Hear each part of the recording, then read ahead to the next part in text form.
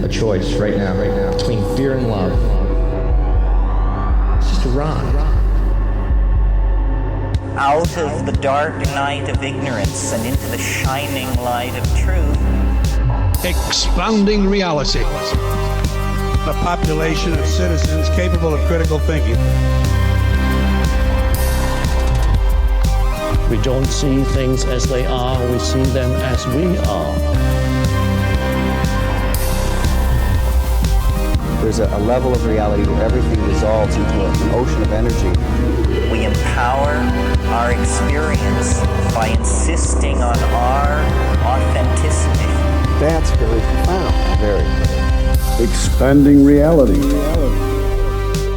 Welcome to Expanding Reality Podcast. I am your host, Brandon Thomas. On this episode, I got a chance to sit down with Brent Raynes. He has written the book John Keel, The Man, the Myths, and the Ongoing Mysteries. Now, John Keel, of course, was into the interconnectivity of high strangeness. He wrote, of course, The Mothman Prophecies. There's many books. And our buddy here, Brent, was able to correspond and had him as a mentor, which is incredibly cool. Now, like Keel, Mr. Raynes is also involved in the idea of high strangeness being interconnected. We have a fantastic conversation, guys. This is one for the books. You guys just enjoy, so without any further ado, Brent Raynes. Okay, guys, very excited to have the amazing Brent Raynes on the show today. How are you, my friend? I'm doing fine, Brandon. Appreciate it. Well, like I said, it is an honor to meet you, sir. Your reputation is incredible. It's very hard to meet somebody and talk to several different seemingly disconnected people who all know you, who every single person has nothing but wonderful things to say about you, how smart you are, how kind and wonderful you are.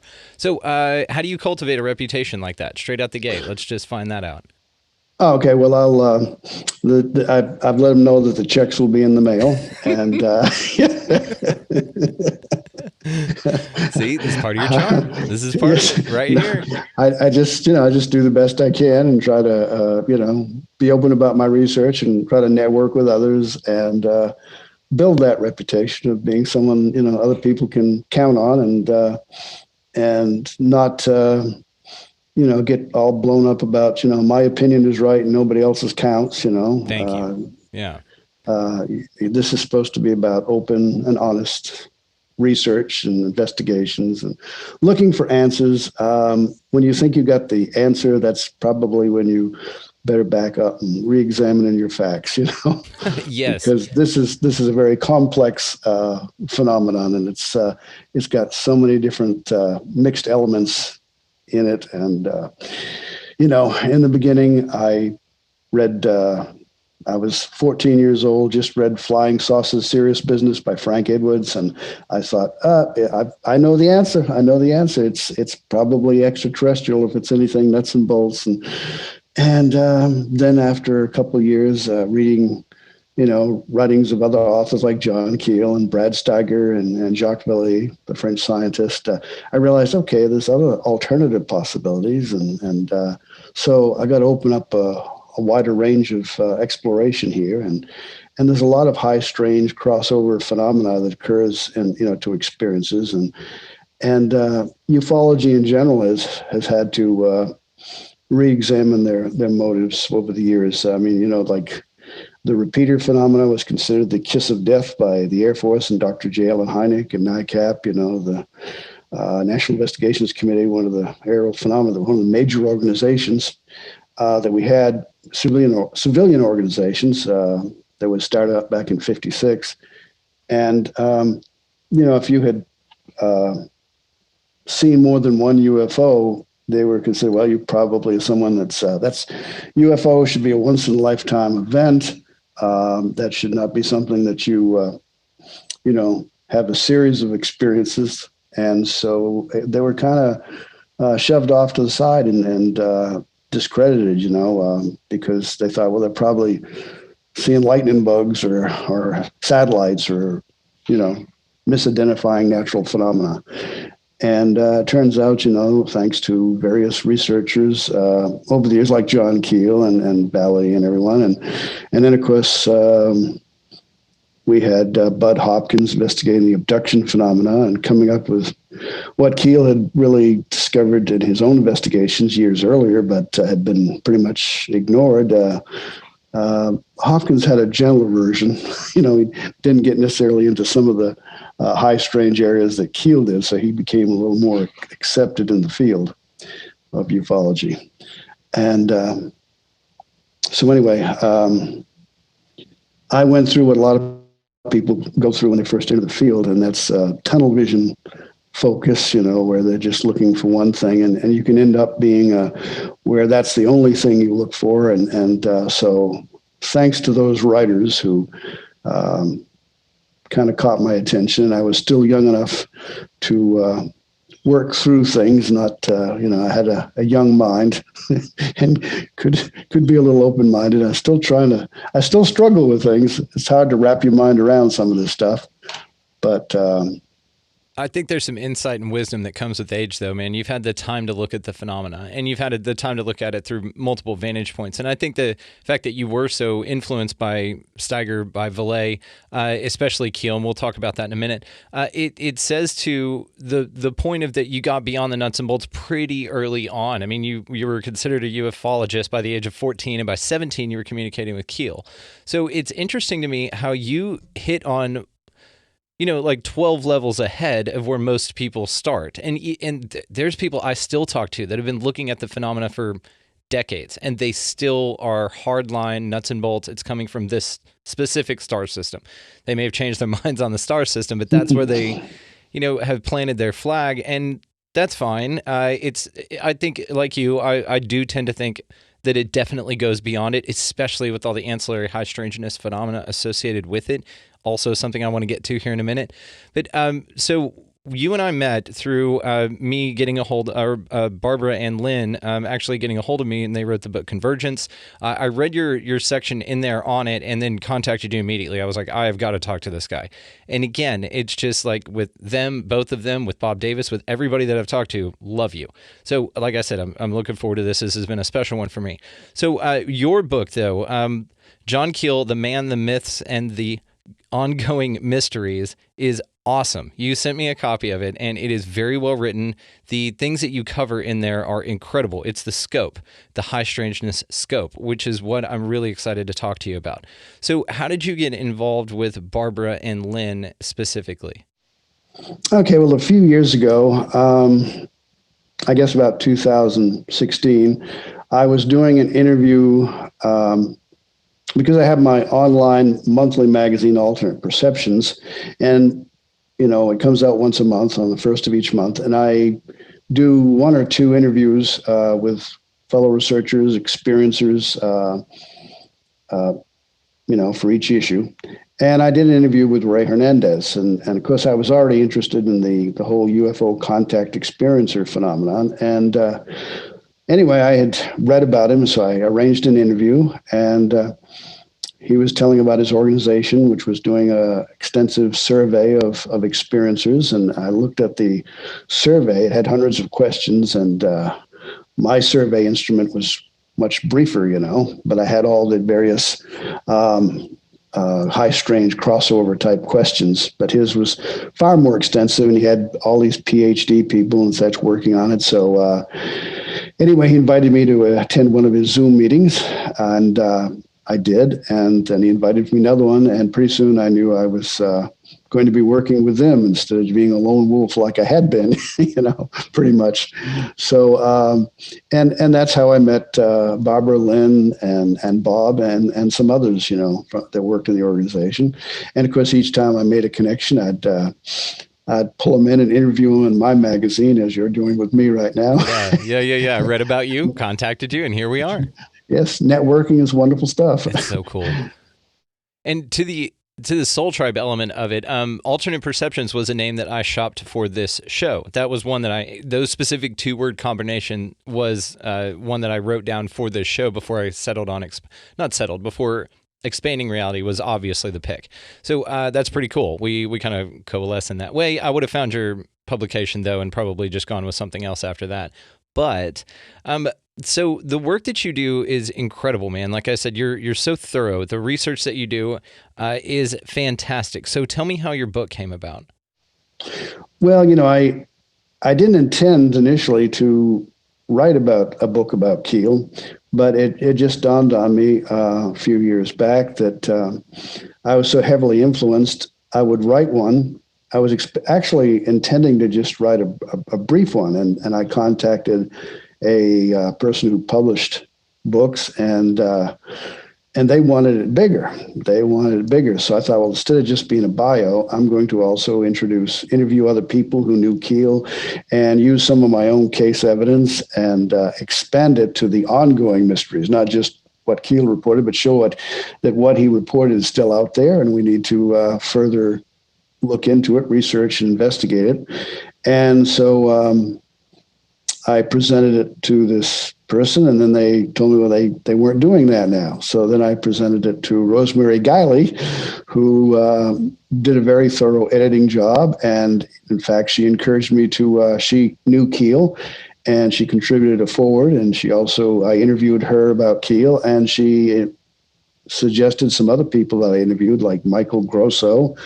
And I also found out about one of his literary agents, Sandra Martin, who used to live in New York City, and she and Keel used to get together regularly for lunch on Thursdays. They would go down the street to a little restaurant on the first floor of an old hotel where a bunch of magicians would gather, because Keel was a big fan of magic. In fact, he almost went into the field of being a stage magician instead of becoming a writer, but he got to writing for a local paper, doing a column back when he was a young teenager.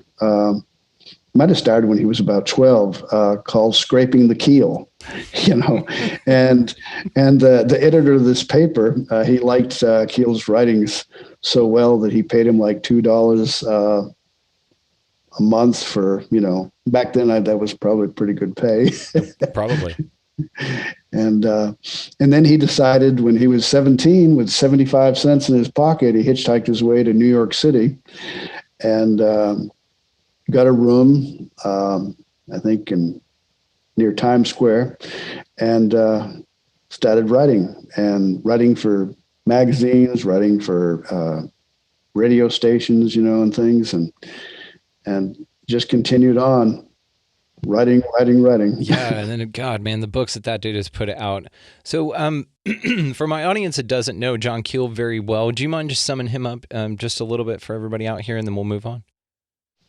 Okay. Well, he was a freelance journalist, and he, had an interest in many areas.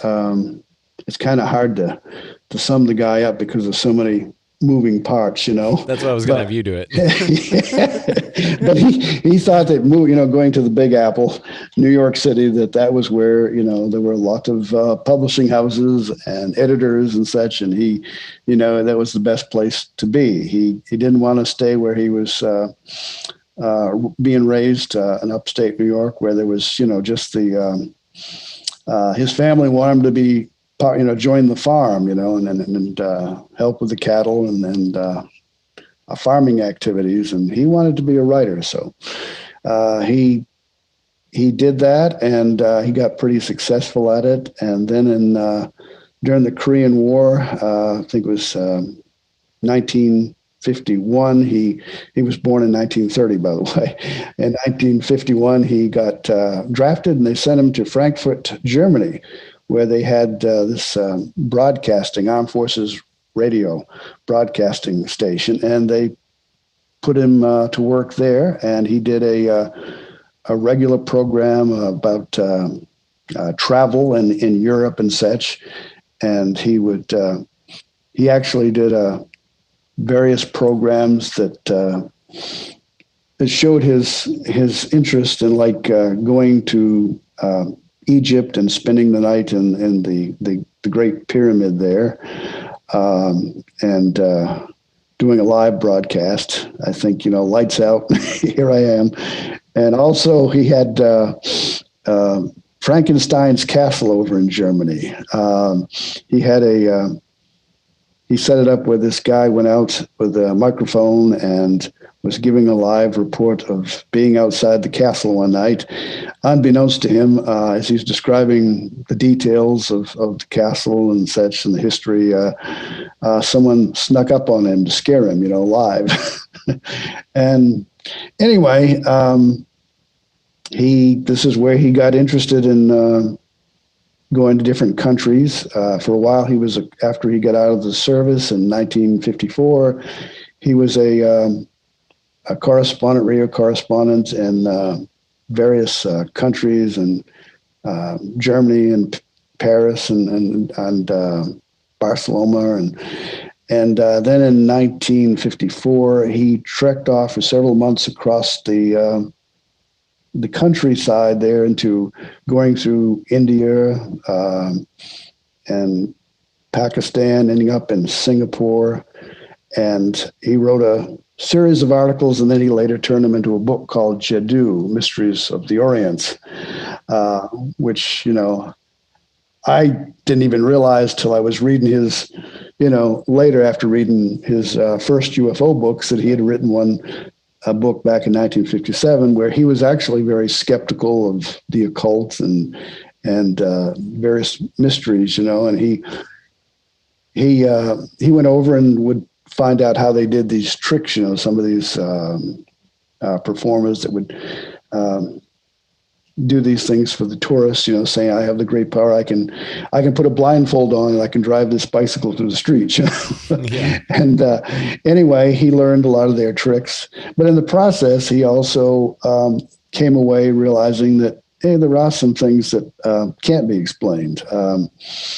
He was curious about the Yeti because he was traveling through India, and there was footprints, and he'd heard this call that the local natives said was the Yeti version of Bigfoot, and I thought at one point he might have seen one on the other side of a lake. The locals said, "Oh, that's the Yeti," but he couldn't be absolutely sure because he said it could have been a bear, But the belief was strong, and he would come into a village right after one had been spotted.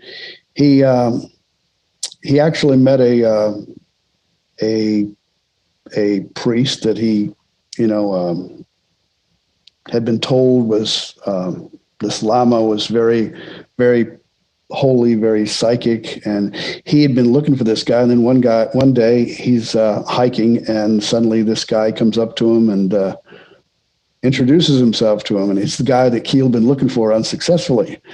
And Keel, said, "Well, I've heard a lot about you, and can you give me a demonstration?" And says this old man has a walking stick, and he just sort of gets up on the walking stick and just kind of like he's hovering there, during their long conversation.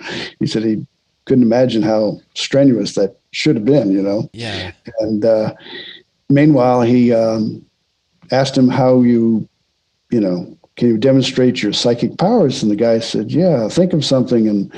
And so he says, okay, I'm thinking of something. He said, oh, come on, you can do better than that old pair of boots you wear. And, That is so cool.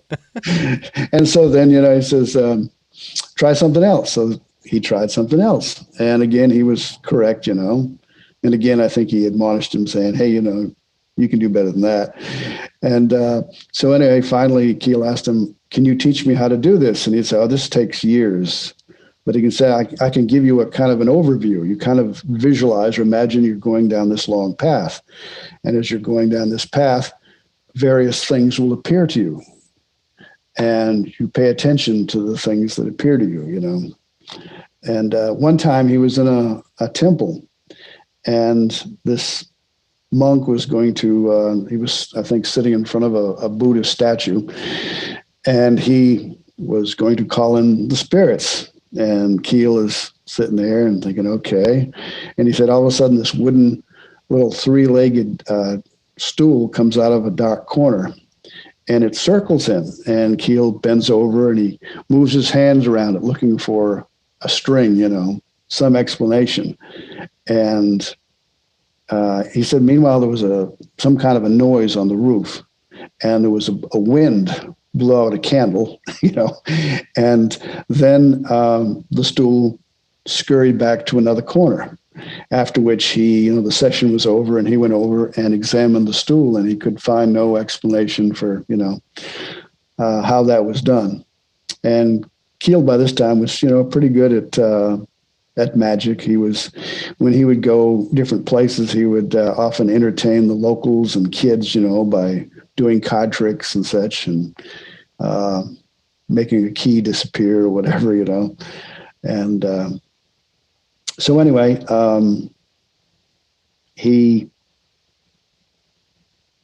years later, he moved back to New York City after his overseas excursions.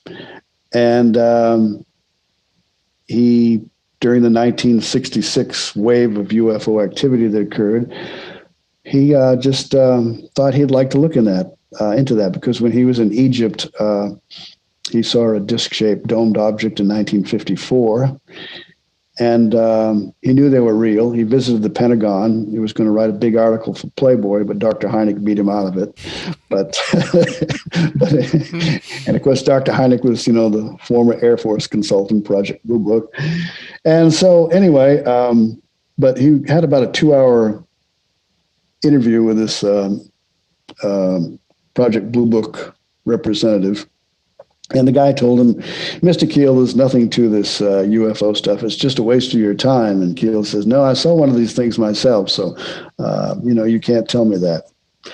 And plus, Timothy Beckley did an interview, I think around 1984 with Keel, where you can actually see way back in his early background that he actually was aware of UFO and paranormal, as we call them today, events. His grandparents' farmhouse, he spent a lot of time there, and there was a poltergeist activity when he was a young man there, and there was rapping on the wall, and he'd try to rap back to try to work out some kind of a message system to communicate. Some of the farmers in the area reported a gorilla scaring people, running across the road there when he was about age 10. And he says when he was age 7, he was riding through the countryside with his mother and his stepfather at that point. And they thought there was a barn on a hilltop that was on fire. And as it started rising up higher, this bright light, and it turned out to be a round sphere. And it hovered there a while, and then it just took off and disappeared. And he said that experience was, burned into his brain cells. Yeah.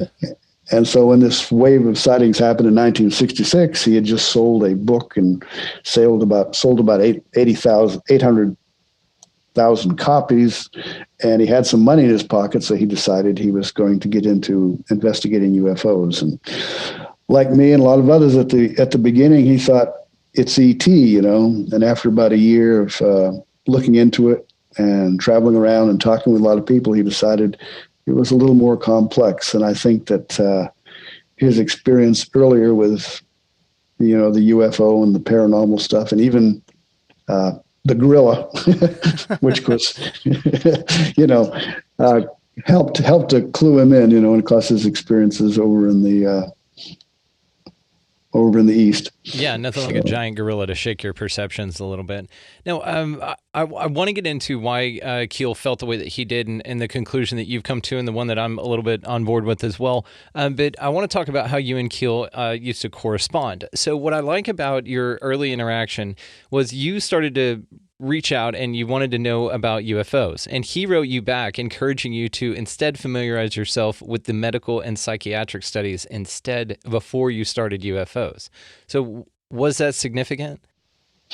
Yeah, that was, he said to kind of study the medical psychiatric studies of, religious visionaries and such, and also parapsychological literature. And because he felt that it was far, far more complex. And in fact, he, in his writings, as well as Valet, mentioned about like Fatima, Portugal, that event there, the Dance of the Sun back in 1917 was really had many elements of a classic UFO encounter. And there was a series of interactions with his young children. And so he became interested in a lot of the religious phenomena and their possible associations with the modern UFO contact experience. And in fact, I wrote a chapter for the free organization Beyond UFOs, and my chapter 13, my lucky number, was on a lot of the Marian apparitions and how they're the similarity to the UFO contact experience and such. So it was very good advice. And of course, I never got into being a psychologist or psychiatrist myself, but I've always networked with people. One of my early correspondents, really from about 1973 until he passed in 2010, was Dr. Berthold Schwartz, who was a psychiatrist, originally from Montclair, New Jersey. He eventually retired to Vero Beach, Florida. But I met him twice, and we corresponded extensively. And when I was out doing my own field work and such, I would write to him about my own cases to get his own thoughts on them, And I even called him up one time. We had a case in Maine of two young men who described they felt they'd had a UFO encounter with missing time. And so I called him up on the phone. He actually drove up from New Jersey to Maine, where I was living at the time, to look into the case, and wrote it up for Flying Saucer Review over in England, which was a pretty prestigious magazine that carried reports from all over the world. Many people who were investigators would submit their findings on different cases to that magazine, and then later he took that and my own article that was in Flying Saucer Review to put into his book, a 2-volume book entitled UFO Dynamics, which Keel said was one of, he wrote in Fate magazine, was one of the best of books out there. And then he'd complain that it was ignored by the UFO buffery.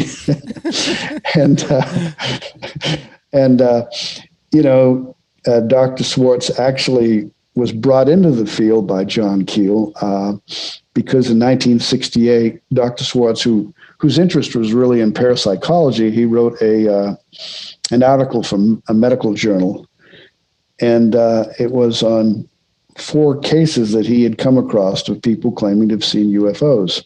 And in one case afterwards, there was poltergeist activity with one of the witnesses. And it made Paul Harvey's broadcast. And so Keel picked up on it and contacted Dr. Schwartz. And Dr. Schwartz was intending this to be his swan song. After writing that one article about UFOs, he was going to go back to psychiatry and parapsychology. And Keel wrote him and essentially told him that there's plenty for you to do in the UFO field. And don't worry, you'll still have parapsychology things to look at. And so they became quite well acquainted. And while I never met Keel in person, I did meet Dr. Schwartz in person, and but I gained a lot from both of their knowledge and insight into this, I feel. There's a lot of serendipity that's wrapped up into your story and how you got started in this. So there's a lot of like synchronicities, as you would say, just kind of like he told you, just pick up, or like that guru told Keel, just pick up on things along the way. I think the universe does that for you. The universe will drop little hints, depending on what you think our reality is. There's these little acorns along the way that allow you to kind of shift the direction of your life as long as you're willing to pay attention to them. And then, of course, confidence is just a series of successes. After you've gotten a few successes, following those trails and them leading you to the next, and then to the next, then it just becomes the way that the world communicates with you. It's an interesting phenomena in itself, synchronicities by themselves. So the fact that you were even corresponding with Keel, that Dr. Schwartz took you on and you guys just, you hit it off right away. And then Keel even gave you some pointers. He said, okay, look, we've already covered this part of it. Just start here and then move on from there. And so you're able to almost, how ancient structures are built on the, like Baalbek and stuff, how they're built on top of old structures from the previous what do you call them, civilization, then you were able to kind of do that with your knowledge and your studies in UFOs as well, and into the phenomena, because yes, it is not just about UFOs. So one of the interesting things that I find with Keel, especially Valet yourself, is the interconnected nature of high strangeness and how it's all connected. This is the part Hynek got to there at the end as well with Sufos. You find that a lot of people, if they're going to look at the UFO phenomena as a whole, this is the inevitable conclusion, right? That there, number one, is no conclusion, but number two, it's not just one thing. It's all associated together. It's all tied in. So with that, there's self-imposed boundary lines that you talk about with the cryptozoologists, parapsychologists, the ghost hunters, ufologists even as well. What do you think needs to happen next for all of us to kind of come together? Because just like you point out in your book, cryptozoologists want to just look at chupacabras and stuff. They don't want to look at how maybe a paranormal phenomena is associated with a beast or a ghost or an entity, and then how that also correlates to some poltergeist activity and perhaps even a UFO sighting or an entity sighting as well. So how do you think if we combine these elements? Do you just get all these guys in a room? It's kind of like a cryptozoologist, a parapsychologist, and a ghost hunter all walked into a bar. I mean, is that how this starts? As some kind of weird, bad joke? Well, I think it's because not everybody's going to comply with that approach, but I think they need to consider it, maybe try it, to compare notes with people outside of their own little niche there, and consider the implications. I think seems like more and more people are kind of taking that initiative here of late. I recently discovered there's even a ParaUFOlogy newsletter out there. That's cool.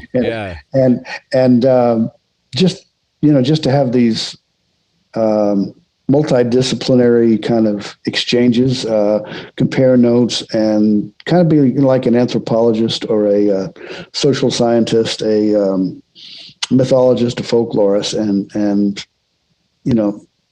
try to go past some of the boundaries that we've imposed in the past, and look at, because like you pointed out, and I've seen this happen, that someone will be investigating a UFO case and say, "Oh, and I saw a Bigfoot." Well, that's not my field, that's somebody else's, and if every, I was Albert Rosales down in Miami, Florida, has collected thousands and thousands, cataloged a lot of cases from all over the world, and he's written quite a number of books now that from different time periods. And I told him, I said, this is fascinating, all these stories of landed UFOs and the beings get out and all this. But, with all those stories, we're looking at the main story that caught somebody's attention. Maybe it was published in a newspaper or the investigators. But how many times has anybody actually followed up on it and asked them, hey, what other unusual experiences, not UFO, but just unusual experiences, and got some history on these people, and maybe followed them, for a number of years to see if, anything else happens to them, followed up on their experience. I know that the reason I ended up being in touch with Dr. Swartz was because there was a woman in Florida that I had met, and she was a fellow researcher and an experiencer who had a close encounter followed by poltergeist activity and eventually entities appearing in her home.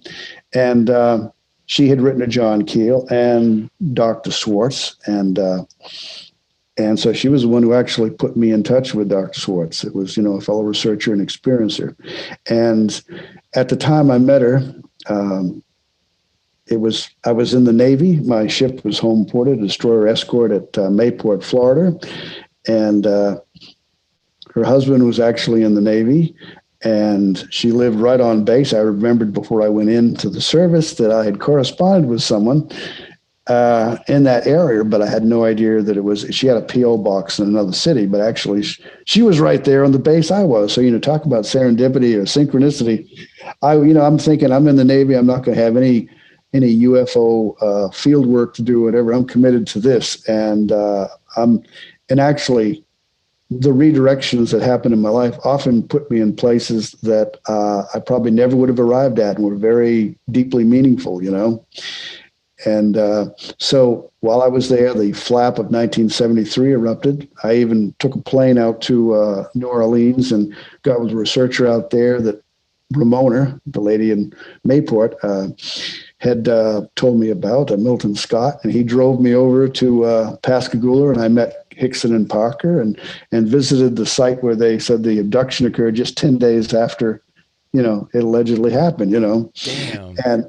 And while we were investigating a sighting of a woman who had seen two disc-shaped objects 2 nights in a row near a Jacksonville Naval Air Station, just down the road from there, Ramona thought to ask, you know, I'm still a little wet behind the ears, and she says, you know, ma'am, have you, I'm paraphrasing, had any other unusual experiences?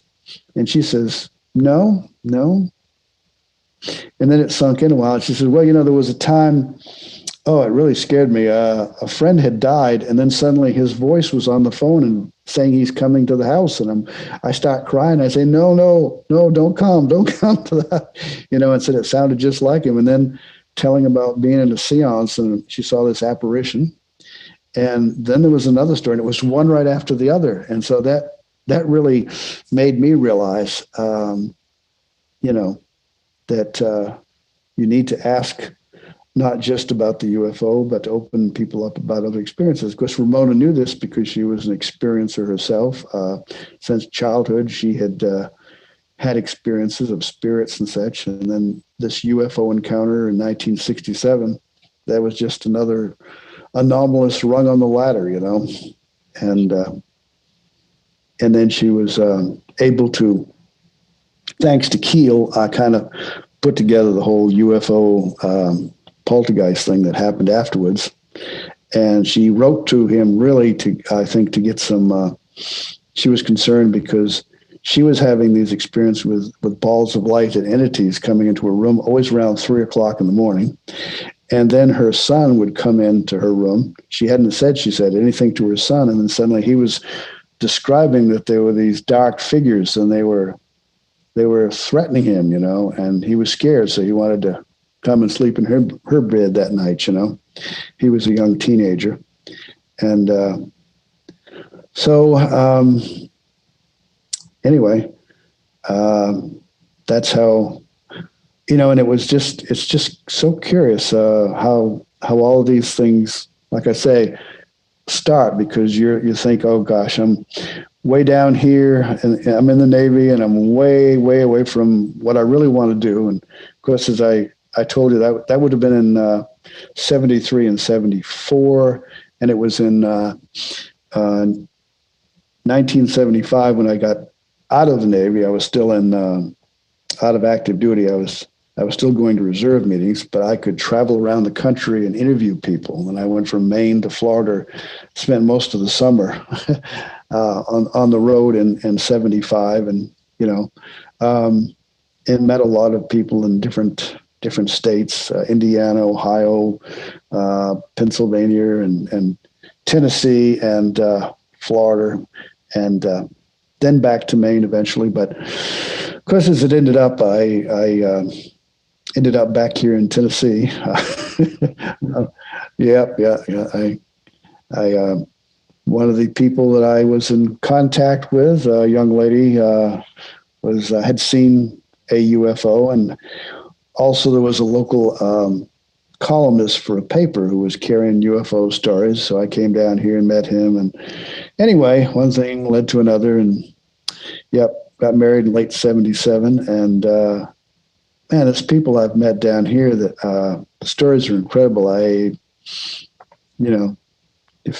If it hadn't been for when I thought I was going the wrong way, it turned out to be the right way.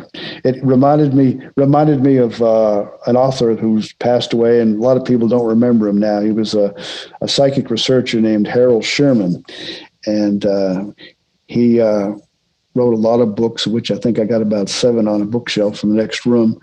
He had what he called ESP Research Associates organization out of Little Rock, Arkansas. and he wrote books on, psychic phenomena, ESP abilities.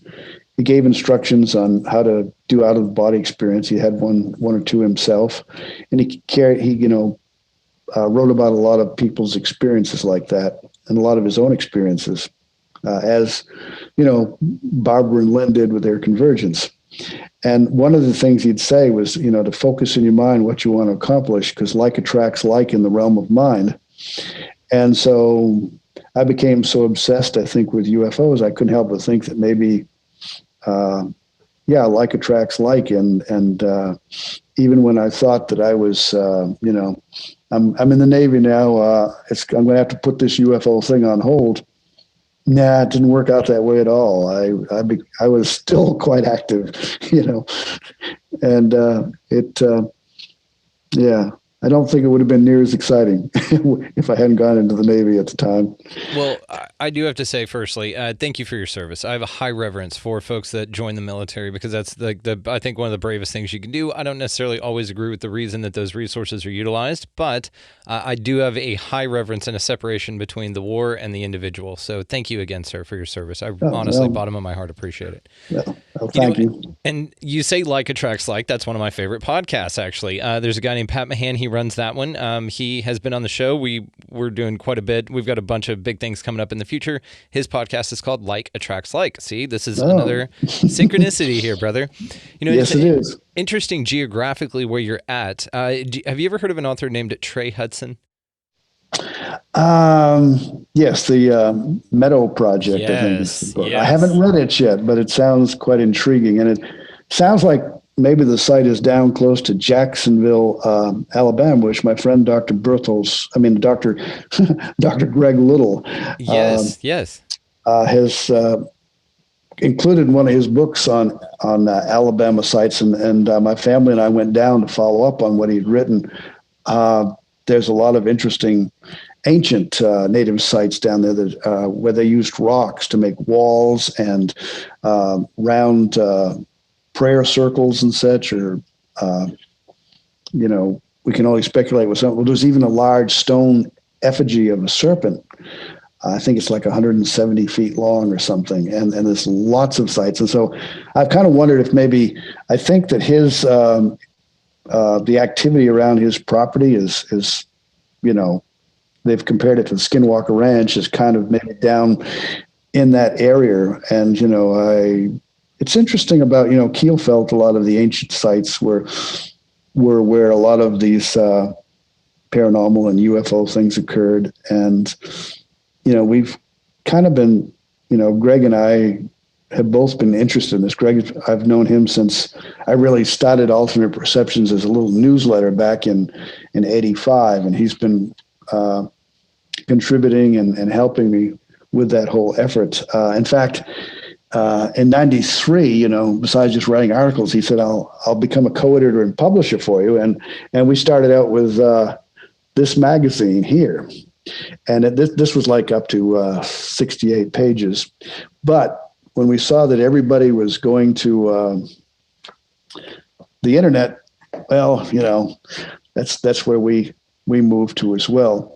But at the time, we had distributors across the United States and up into Canada, and we really wanted to, recreate the Fate magazine formula, where we didn't just deal with the UFO, which was our burning interest when we first met, but also Greg has also written an encyclopedia on ancient Native American Indian mounds and earthworks, and he's very interested in that and very interested in Keel. So we had all these common things, and that's another thing. If I hadn't ended up in Tennessee, he lived over in Memphis, and we would have probably never met. And we've been awesome partners in a lot of different projects over the years. He's so interesting. I've got one of his books back here right next to Trey Hudson's The Meadow, because I've had Trey on the show, which is why I asked you about it. And it's kind of, it's his area is kind of in your area. It's not too far away. I've been sworn to secrecy. I can't tell you exactly where it's at. And I honor that, right? We don't want a bunch of yahoos going out there and screwing the place up. But Yeah, and Greg is somebody I would love to have on, man. He's fascinating. I've got a list of folks, of course, and he's on it. And just the second I go to the next person, like 15 more pop up, and I'm like, oh god, I just got to talk to everybody. I just love this. It's just one of the coolest things ever. So let's talk about the jinn a little bit, because I think that idea and that concept plays a lot into, or can explain a lot of what's going on. So if you don't mind, just break down the jinn for us. Well, yeah, the jinn was the Muslim that mentioned in the Quran. They were like considered, I think, the third order of creation. There was an Anne Druffel over in California who actually, I interviewed her, and she, kind of explored the idea of the jinn. She had actually met some Muslim people who claimed to have encountered the jinn. And there were other ufologists, including Rosemary Guiley, who helped edit my book and who was actually wrote the foreword and knew Keel. And she wrote about the jinn and thought that they were actually connected with the UFO phenomena. And actually, a lot of times, ghost hunters, she felt, who think they're dealing with, haunted houses and the spirits of the dead, are actually dealing with a jinn type phenomena. And even Gordon Crichton, former editor of the Flying Saucer Review in England, actually took the jinn thing quite seriously as well. And they were supposed to be beings who actually at one time lived, I understand, here on the earth, and for one reason or another are now in another dimension, and they kind of are jealous and would like to work their way back to where we are. The grass is always greener, man. They had a sweet deal here, and they screwed it up. Yeah, and then of course Keel was heavily into the elementals, and there was actually I presented Rosemary with a quote that he had said that the jinn was just another variation of many, and was essentially meaningless. And she disagreed with that, but she said she felt the jinn were real, but she said there are probably many different levels, many different dimensions with different beings. So, she could kind of agree with them on that. They had similar views, but when it came to the jinn, they kind of, and that's in my Keel book where I interviewed her and we discussed the jinn element there. But I had, a great deal of respect for all these researchers, and certainly, Anne Druffel, I have a quote from the interview I did with her where she actually commented on the jinn and the elementals, and covered, and unbelievably, she didn't know who John Keel was when I brought his name out. So, she's working all this same, she started out as a NICAP investigator back in the 50s, and she wrote a book on abductions, and that was how I got in touch with her. And lo and behold, she didn't know who John Keel was. So wow. I'm trying to keep his name in the field as best I can. You're doing a great job, because it needs to be, right? Yeah, I mean, you don't have to agree with everything that Keel. I mean, I don't necessarily either. I don't even sometimes know what exactly to think of all this, but I do. I do want to keep an open mind and explore the full terrain, the full landscape of this thing. I think that's what needs to happen, so you don't get pigeonholed into these people who plant their flag and then spend the rest of their days defending that, or trying to disprove the connection between anything else, or say that the cryptozoologist people, it's like a weird gang thing. It's like these people just have these little cliques that they want to stay in, and like these echo chambers of reinforcing ideas that only enforce their ideas. But that's what separates people like Keel and yourself from that's an outside perspective. I think it's the most honest perspective, really, because those generally, if I'm generalizing here, the people who just have very hardline, this is what the phenomena is, are very loud about it, and they're very, got to prove it to the bitter end, man. But folks like I'm not going to consider us in the same perspective because you're beyond that, but I think that what the kind of research you do and the kind of research that I'm starting to do is, you get to that point to where you understand that it's all connected. There's something bigger, and the second that you look at it, it changes form and jumps ahead of you. It jumps conceptually ahead of what we can comprehend, and it's been doing this since the beginning of time. Which is why it's interesting, the whole jinn phenomena, because they're tricksters. They're associated with the genies. They're just kind of crappy entities, to be honest with you, from my research. But what's interesting about this whole damn thing and mediumship and UFOs and the whole phenomena itself is that it could be, and I'm not ruling it out here, just one entity screwing with everybody. It's just a bunch of trickster gods screwing with everyone. They appear as fairies, gnomes, Bigfoots, poltergeist activity, ghosts, UFOs, anything that they can do to be mysterious and separate themselves from the reality in which we're tethered to. And it seems like, now I tend not to think that it's all one thing, but it's a possibility that all we're dealing with here are just some assholes trying to get back to this plane.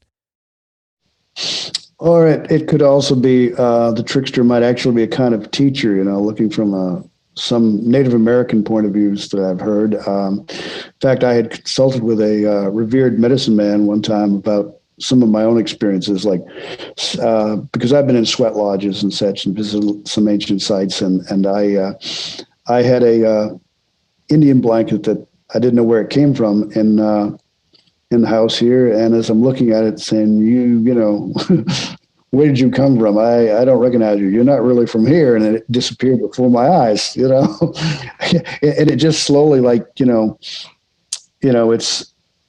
on top of this dresser, and I had seen it about a month before, and I thought, my wife just threw that up there. It's, and I turned the light out and went to bed, and then in the morning it wasn't there. So I kept thinking, I blew that, Yeah. and then it,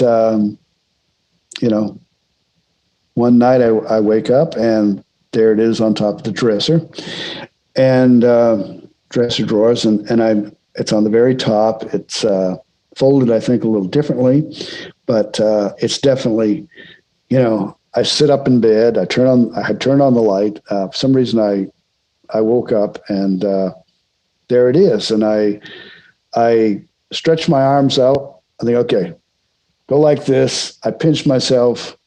Okay, I am wide awake. That hurt. And so I say, scientific. Yeah, and I want to go over to it, but it's as happened before, I talked myself out of it. I actually was kind of scared because this just shouldn't be. It's definitely a Native American type designs on it, and so I just thought, well, I guess this is what happens to you when you're doing this stuff too long. But as I'm looking at it, it's like looking at something through a telescope or under a microscope. It starts to blur, but it's the only thing in there, and nothing else blurs, just the blanket. And eventually it blurs and it's just no longer there. And it was just a kind of an interesting experience. So anyway, I had told this medicine man about it, and and he says, well, they could be trying to test your intuitive abilities. It could be a mischievous spirit that is playing tricks on you, or it could be trying to test your intuitive abilities and try to teach you something, and but he says to be smudging, sage yourself after something happens and go into a meditative, contemplative state, see if you get some kind of a message or something. Yeah. And make sure you guys open windows and doors whenever you smudge. Don't just smudge because then the spirit just runs around your house. It needs a place to escape, right? Not a lot of people know that. A lot of people just getting into smudging now, and so they need that information. So, it may be, so the blanket may be like step 2 on trickster god training. Maybe there's just some university of trickster gods out there, because I think step 1 would be the right sock, or one of the pair of socks, right? Because you always lose those. And then step 2 is a damn blanket. And then who knows, you just graduate from there. Yeah. And at the time it was several years before I even told anybody that happened, but now I figured, heck, I ask all these other people to tell me their stories. So it's very interesting. And I like the idea that it is honing your intuition, almost like a spiritual Austin Powers. Remember when he punches that lady because he's like, it's a man, baby, and it really was a dude. Now, he wasn't so good on that when he was unfrozen, spoiler alert, guys. But it's kind of like a way to test your intuition. It's a way to kind of calibrate your senses to your environment on what is real and what is not, which is very interesting, man. I like that concept a lot. So another quote that you had in your book by Tim Beckley, whenever he was referring to John Keel, he asked him, so you've triumphed at the end. And of course, Keel just replied, we have only opened Pandora's box. Instead of solving the mystery, we've created many new ones. I mean, man, and he's absolutely right. And this is the phenomena, right? The second that you think that you figured something small out about it, 15 things pop up that are new, or 1,000 things, and they take you in all these new directions. And it really does mess with you. It's a way to calibrate your intuition. Maybe that's all that is as well. The whole damn thing. It's interesting, man. Like I said, I love your work. I'm going to be definitely linking your book in the show notes here. So we'll probably wrap it up here pretty soon, but I wanted to ask you in your book as well, you talked about what John Keel, the bizarre event that he had left out of Mothman Prophecies that you discovered in 2015. Do you mind elaborating on that? Yeah, there was a gentleman that he had known. In fact, in the Mothman Prophecies, he describes how the guy showed up at his apartment the night that the Silver Bridge collapsed, and that Silver Bridge collapsing kind of figured into various people's, and in Point Pleasant, West Virginia, their premonitions that something was going to happen. It seemed to be related to the river. Mary Hire, the newspaper lady who he met there in Point Pleasant, described how there were Christmas packages in the Ohio River, and people were, crying, screaming, and such. And then on December 15th of 1967, it happened. The bridge collapsed, and there were Christmas packages and floating on the Ohio River.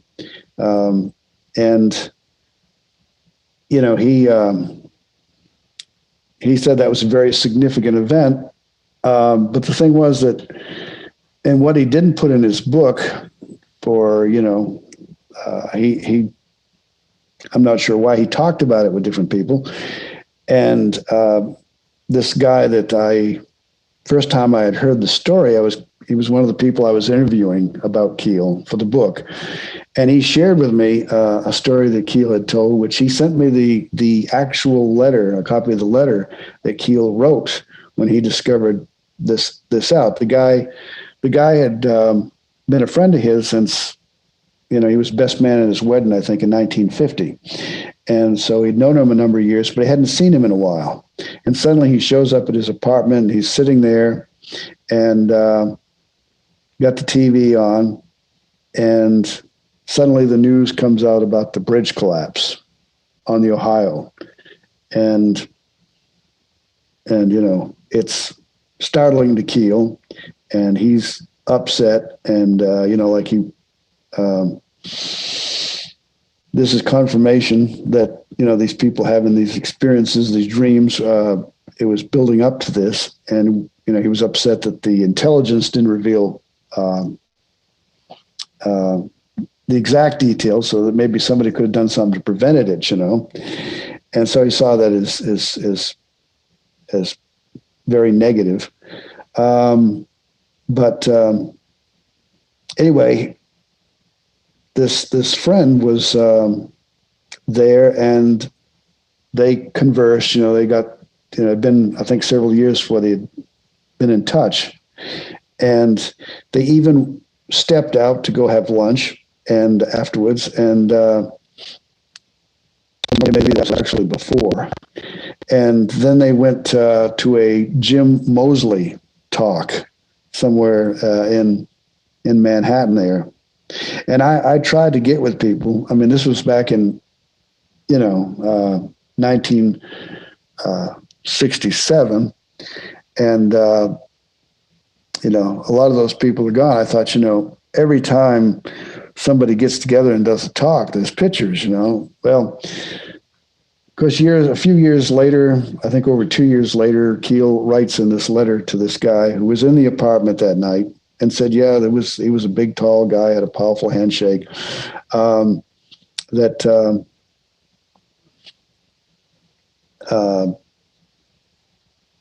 he saw the guy's wife at Macy's and said, oh, I met your husband, a while back. How's he doing? And, anyway, they got talking, and she says he passed away. He died. He says, when? It says in July 1965, heart attack. He says, that can't be. I saw him in December 1967, and said she got rather indignant. She says, you sure about the date, the year? And, she says, John, don't you think I was there? Don't you think I'd know? And he said she got rather upset with him, And so that was quite an anomaly. And I talked with a couple of other researchers who had spent quite a bit of time with Keel at the 2003, I think it was, Mothman Festival in West Virginia, Point Pleasant, West Virginia, which has become an annual event. And these two gentlemen, Tim and John Frick from Maryland, they spent a number of hours with him, and he mentioned this story and said that, described the same thing that I had heard from this other guy. And they said, he didn't mention the name, but he said, let's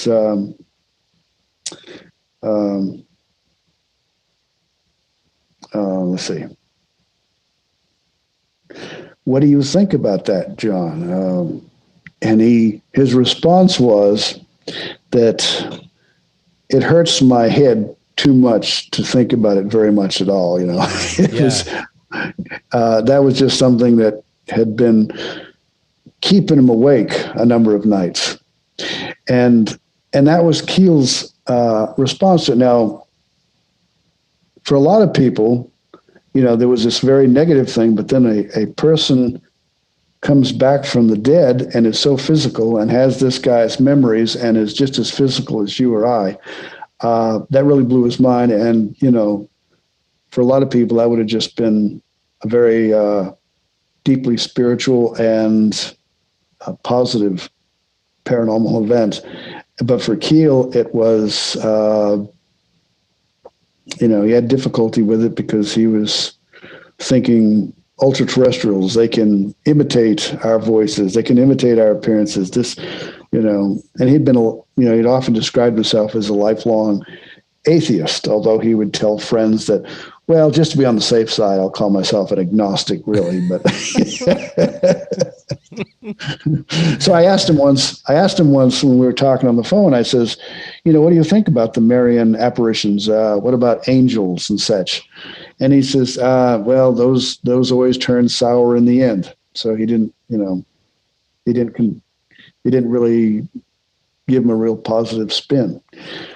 So that's, I still want to find the positive in this, Yes. And I think that maybe sometimes you get the positive and the negative, and you've got to really try to find which one is really the thread that you really want to pull on, and which one helps you the most in your journey through this life. And this is what the phenomena sounds like, right? It's just like our real reality. And this is what kind of anchors it to this reality in some ways, or allows it to interact with this reality, is that it's dualistic in nature. You've got the positive benefits and the negative benefits, just like you said, the things that serve you, the things that don't serve you. People have positive and negative abduction experiences. It's this dichotomy. It's anchored in this reality, so of course it would be dualistic in nature. But it's still fantastical. It's still fascinating. So I would be remiss before we wrapped if I didn't ask what your opinion on the phenomena is. What do you think we're dealing with? What do you think's going on here? Well, I kind of think in some ways it's a very, as I've already said, very complex. It's a real difficult one to wrap your mind around when you get into the total picture, the big picture, as it seems to be. And I think that Brad Steiger called it the other because he didn't know just what to call this. And I've kind of got the feeling here of late that we're going to learn kind of more about ourselves than the other. Eventually we may get to the other, but I think along the way we're going to find out more about ourselves, about human psychology and potential. And I think we have to use a great deal of discernment in this field because not everything is what it appears to be on the surface. Perfect. You nailed it. I'll stop right there. Honestly, I didn't cut you off. That's it. Just stop. That was perfect. Brent Raynes, I can't thank you enough, man. I'll be linking all the ways, of course, to find you and your book in the show notes here. You guys know how to do this. Go down in the description, and there it is. My friend, I cannot thank you enough, man. Your Soul Tribe will have you back on. I think Bob earlier and I were talking about getting you and him and I together to do like a panel type of a conversation. Okay, great. That'd be fun, right? Okay. Mm-hmm. Well, yeah, we've done something similar before, so cool. Awesome. Well, let's do it the expanding reality way, and I'll have a bunch of cool sound effects and stuff that I'll just pepper in with no consequence whatsoever. Well, like I said, my friend, I can't thank you enough for your time. Thanks so much, man. Just enjoy the rest of your day. Thank you. Yeah, we'll stay in touch. Awesome. You too, my friend. Take care. I absolutely love talking to people like Brent. This is the reason that we do this. You just figure it all out. Let's just talk about everything and how it's all connected. This is the approach that the phenomena needs. You know, we do enjoy the people that plant their flag, and they're fun. They have some great ideas, and they do some wonderfully specific research. This, though, is where the next step in the phenomena is, in the interconnectivity of all of it. It's very important, and I'm grateful that Brent is out there doing the kind of work that he is doing. So, of course, all the ways to find him, guys, are linked down in the show notes. Go ahead and go down there. Get his book. It is great. It is a wonderful read. I know I'm recommending books for you guys all the time. Add this to your list because it's fantastic. So, the music that you are hearing is by good buddy Vinny the Saint. You guys check it out. His link tree is linked down below. He does some incredible music. Y'all show him some love. He's a good friend of mine. As far as this show goes, guys, you can find us at expandingrealitypodcast.com. That is where the links to all of the socials will be. The YouTube video of this conversation will be up on YouTube as well. There at the .com, you can find our Patreon. If you find that the show is valuable and you're like, man, this dude just needs money. I'm like, well, I don't need it, but I'll take it. You know, I'm grateful for everything. I live an abundant lifestyle, and I'm grateful for it. So thank you. This week, go out into your day while you were looking for the interconnectivity of all of this phenomena with your own two eyes. Go out into your day while you're at it and pick up a piece of litter. Smile at everybody that you meet. Buy a stranger a meal in line behind you. Become friends in that way. Just have a cup of coffee. If you see somebody sitting there by themselves having a meal or a cup of coffee, be nice. They might just want some alone time. See if you could join them and make some new friends. You will not believe how many people I've connected with simply doing that alone. It's fantastic. Just have fun with your reality. It's really, really cool out here. So as well, tack on petting a strange dog. You guys be great to all the animals that you come in contact with. They're wonderful and we do not deserve them. Get out of the left-hand lane while you're doing that. And finally, of course, the message of the entire show, guys. Explore the world around you. We live in an amazing place as long as you have eyes to see it. Go out into this amazing place and just be good to one another. Thank y'all so much for listening. We'll see you next time.